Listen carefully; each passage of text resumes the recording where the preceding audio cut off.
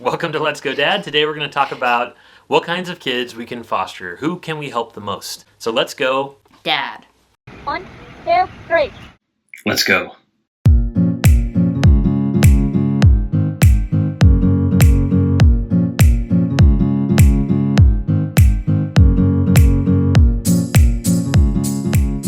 Oh wait, the other thing we want to say too is Happy Mother's Day to all of you mothers out there. We don't celebrate Mother's Day so much. What do we celebrate? Grandmother's Day. Yeah, we celebrate Grandmother's Day. And so as a family that doesn't have a mom, for a while we didn't celebrate it at all. We kind of tiptoed around because it brought some behaviors. But now that someone is healthier and happier and is more okay with stuff, he's really enjoyed celebrating Grandmother's Day and has made a big deal out of Grandma. And so I think I would encourage you, if you have a kid who's ready, or a foster kid who's ready, to find some women in your life that you can... Trying to be a kid, to find some women in your life that you can cherish and love and revere and write cards for and do things to celebrate them and their impact on your lives, because they're important. And so that's how we celebrate Mother's Day.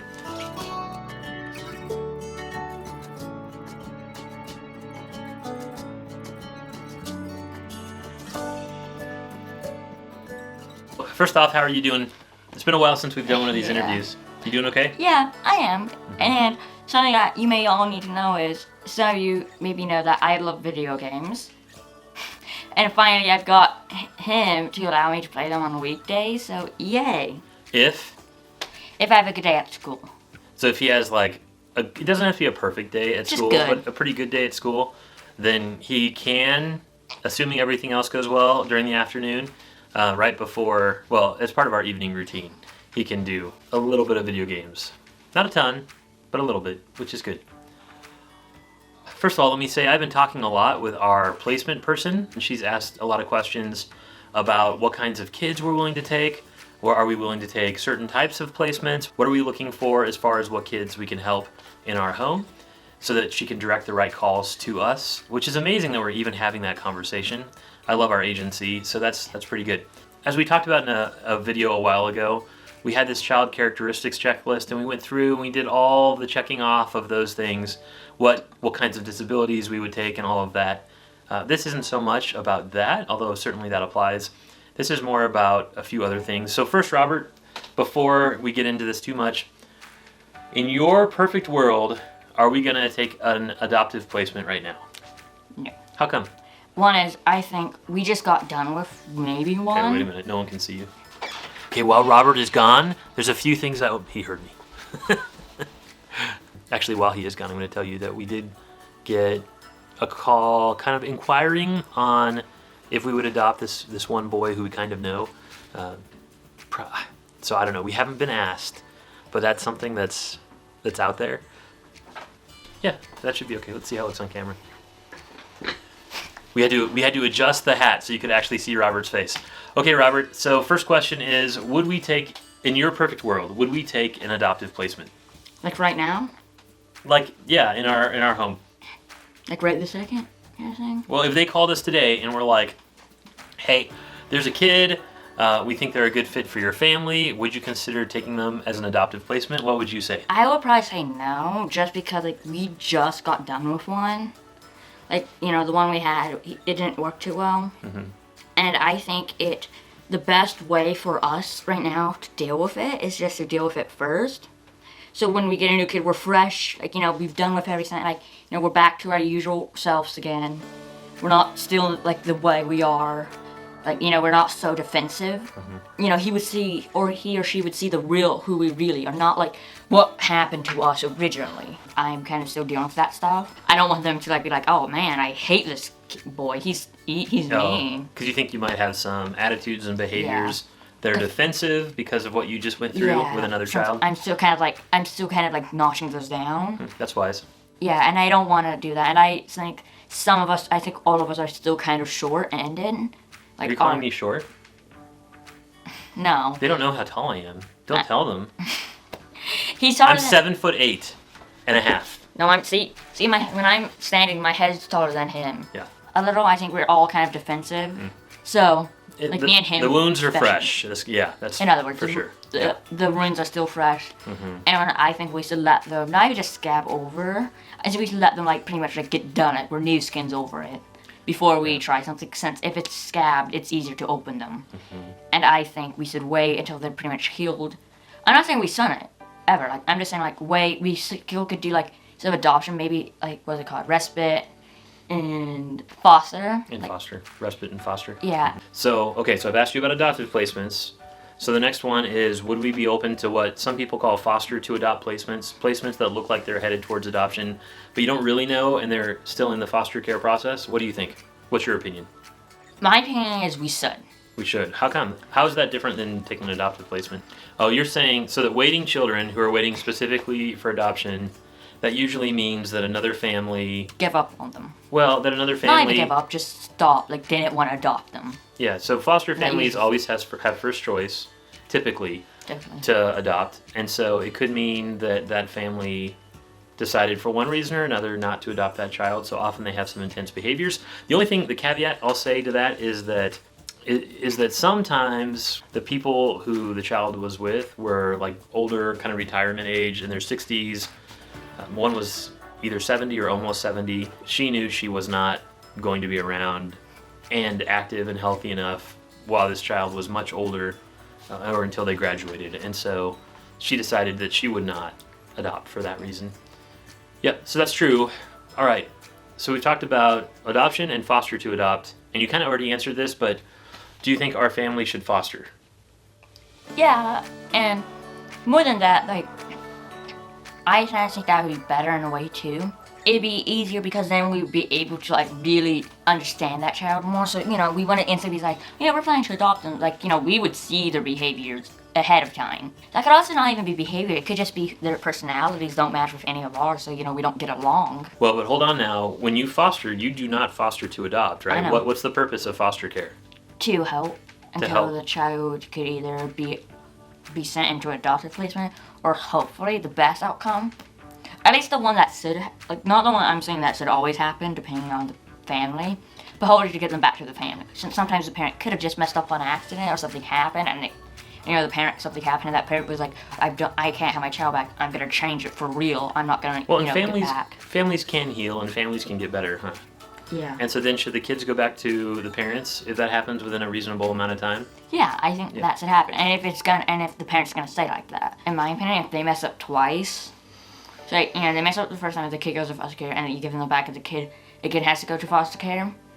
I don't need to be like, oh yeah, we're gonna try again. I think like that should be a red sign, or red flag, I mean, to the foster people that maybe we should put this kid in a foster or adoption family instead of trying to get back to biological. So you're saying that families should definitely get a second chance if it can be healthy at all, but if they come in again, that you think that family shouldn't have another chance. Yeah, in a way. Yeah. Unless it was something out of the family's control. It's like if the house burnt down, then maybe you should just take the kid out. But you should wait until the family gets back to its old self and then give the kid back. But if it's something like drugs, like if mom or dad get back on drugs again, to me that'd be like, you did this on purpose. Like you had the option somewhat. Like you said you stopped, and now obviously you're back on, so you obviously had the option of stopping completely, but you didn't. So to me that'd be like a way of saying like, I don't want the kid, you could take them. Right, and addictions are hard to stop, but what you're saying, I mean, they are. Like, that's a huge struggle, and it's not easy for parents to get off. Even with all the assistance and the rehab and stuff that counties offer, it's often still really, really hard to get off. But you're saying that it's not fair to the kids for them to go on that roller coaster ride over and over again of parents going back on drugs and them getting abused and going back in the system and going back to the parents and them getting back on drugs, and you're saying that that's not fair to the kids? Yeah, that's just, to me, like, all foster care is supposed to help the kids. To me, that's pretty just putting the kids in hell in a way, because you're forcing them to keep moving when really that's not going to help the kids. That's just going to make it worse. We tried to help you. You said you were done, but you're back on. So sorry, we just don't. Like, it's not the kids. The kids going to be punished for something like that. Mm-hmm. But do most kids want to go back with their families, their biological families? Yeah. Yeah, I would say 90% at least of kids that are removed want nothing more. Even though their parents may be abusive or neglectful, they really want to be back with their families. And so that's hard because the system has to choose to do something that the parents don't want and that the kid doesn't want, which is to keep them with another family, even though the families that they're coming from have been given lots of chances. And yeah. But every time a kid's moved, what happens? Does it hurt a little more? And does that mess with your heart a little more every time a kid is moved? In a way, it puts more scars there. Yeah, it puts more scars on your heart. Okay, so we've talked about your points of view of adoption, so adopting a waiting child, so foster to adopt, and we've talked about foster care, all those things. So in your perspective, what kinds of kids can we help the most? So what age, maybe what are the issues that they're struggling with or dealing with? Are we good with hyper kids? Pretty. Yeah, I'd say we're pretty good with hyperactive kids. I think another thing we're also can do is like, since where we live, we're in some of the best schools. Like if the kid has like dyslexia or something, like where we used to live, like they told my dad that I have dyslexia, but they're like, we're not gonna do anything about it. So there's no chance of him ever reading.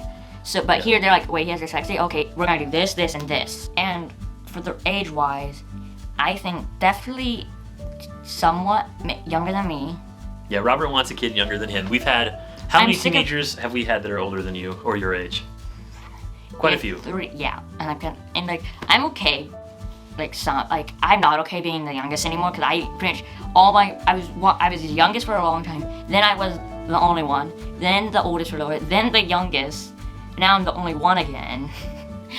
But I enjoy kind of being the older one. One thing I'm seeing is that Robert does really well with older kids that are older than him. Like that's a good fit for us. But he doesn't want that right now, and that's okay. He's part of our family. He gets a vote. He does. I let him have a vote on placements and what we'll take and what we won't. And so in the past that was okay. Now he wants a break from older kids. I'm fine with that. And so the other thing he's not good at is kids around his age and maybe even just a tiny bit younger. Like that's something that Robert gets very competitive with those kids, and so it's not a wonderful relationship typically. But Robert does really well with little kids. He's kind of mentored some, this sounds funny, but almost kind of like mentored or been a really good friend to some babies or to little kids who have followed him around and thought the world of him. And when he's gone to church, at our last church, there was this little girl who was like, oh yeah, I remember her now. Yeah, who was just like, when she saw him, just like, there he is, there's my guy. And so we would definitely take younger kids, probably up to age, I was thinking age 9. That's okay. That sound fair to you? Yeah. So one thing I was thinking is we have a big house, right? Basically, we moved from California into this 2,000 square foot house, which, my parents are here too. So to us, that's a fairly good sized house. But I'm like, oh, my parents moving. And then we see the basement, and the basement is also like 2,000 square feet. And we're like, oh my gosh, it's like another free house. Like there's a free house under our house. Like from California where we didn't have these, or at least in the part of California we lived in, there weren't, like you didn't have a basement. I don't know what that was about, but for some reason there they don't build them. And so we were so excited to get free house. And so I think we have a lot of space.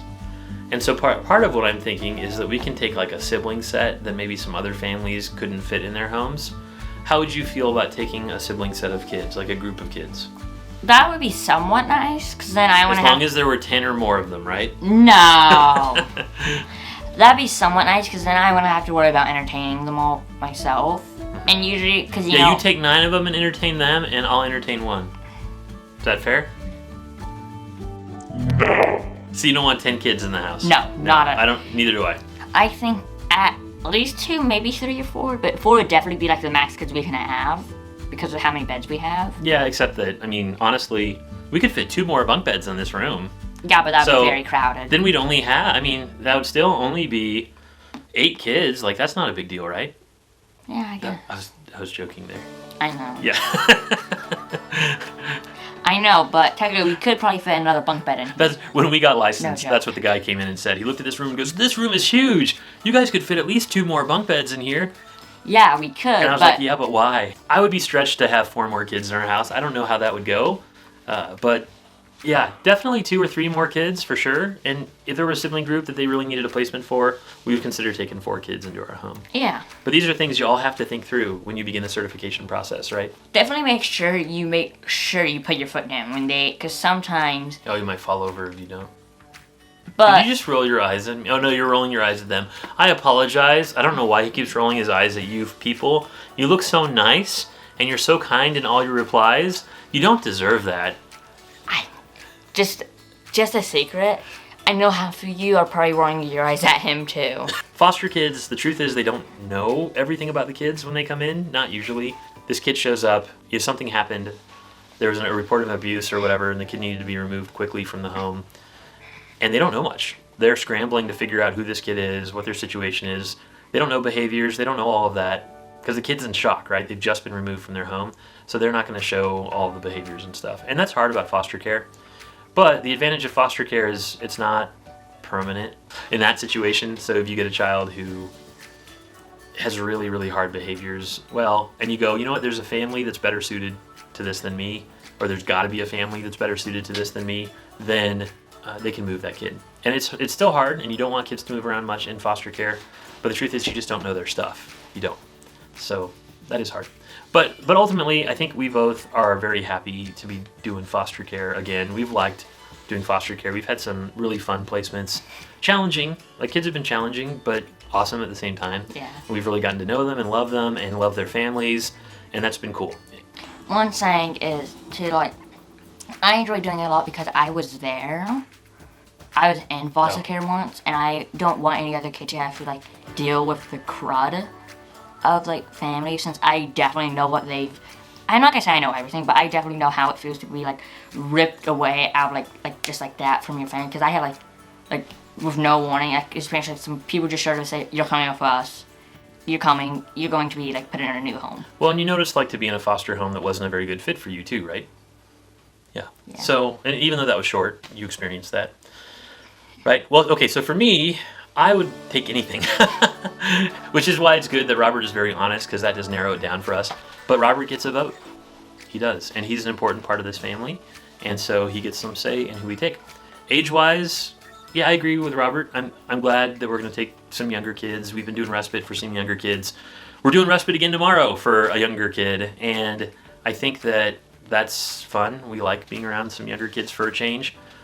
I'm kind of remembering some of my child development stuff, which is good. So the nice part about doing, if you're doing foster care, the nice part about doing younger kids, the older kids are so much stronger. And if they have really violent behavior, that'd be more harder to deal with. Yeah. But younger kids, pretty much, if they have violent behavior, it's kind of So the nice part with that is with younger kids, they aren't as dangerous as older kids. Yeah, we've had actually most of the waiting children we've had that we've tried to adopt have been very violent, and because we have, or I shouldn't say always very violent, but often violent towards the older people in our home. And we have folks who are elderly in our home, and we just can't have that kind of violence threatening to push people who are older down the stairs. They just don't bounce back if they have that kind of fall. That might be the end, and we just can't have that. And so we haven't had that at all in foster care. We haven't had violence from kids. I don't know if we're just lucky or what the situation is, but our foster kids have been, they've had behaviors, but so far we've been pretty lucky with foster kids. They've had other behaviors. They've had behaviors that are hard still, but nothing where I'm worried about my mom or my dad's life. Yeah. Yeah. And nothing where I'm too worried about my dad's life either. Yeah. So thanks for watching this, folks. This is just a quick check-in. We haven't seen this cute face on screen. Oh, I get to pinch you back. I owe you a bunch, remember? I owe you a bunch of pinches. Boobs. And let's go, Dad! Stop pinching my cheeks, too! Let's go. No! I owe you a bunch. You can't do that to me. Poop. You owe me boobs. I know you gotta do my Let's go. Dad! You okay there, bud? I'm gonna finish that no matter what. Look over there. What's that over there? Let's go. Dad!